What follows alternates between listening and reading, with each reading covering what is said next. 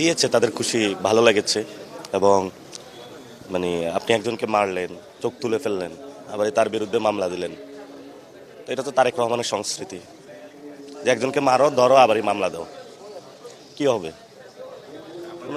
পরবর্তী কার্যক্রম কি? পরবর্তী আমরা স্বাভাবিকভাবে রাজনীতি করতেছি, প্রোগ্রাম করতেছি, যদি জেলে নিয়ে যায় জেলে চলে যাব, আর যদি মাইরা ফেলে হলে কবরে চলে যাব।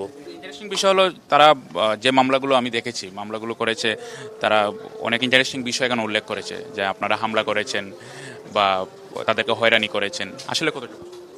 সত্য নয়, মিথ্যা। পুরো দেশবাসী প্রত্যক্ষ করেছে,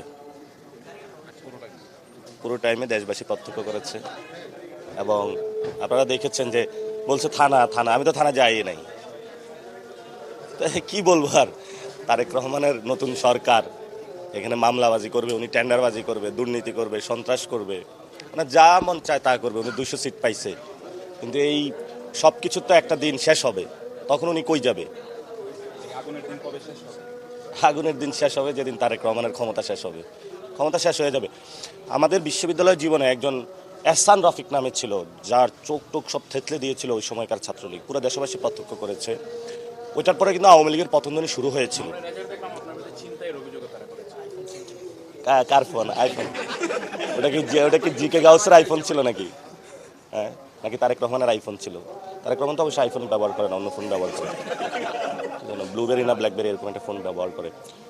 এটা খুবই লজ্জাজনক, মানে যা তারা করতেছে, তারেক রহমান যা বাংলাদেশে করতেছে, এটা বাংলাদেশের রাজনীতির জন্য লজ্জা। এবং উনি রাজনীতির যে সংস্কৃতি, এটাকে অপসংস্কৃতির দিকে নিয়ে যাচ্ছে।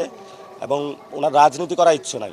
ইতালিতে বড় বড় মাফিয়া যে গ্যাং থাকে না, তো তাহলে তো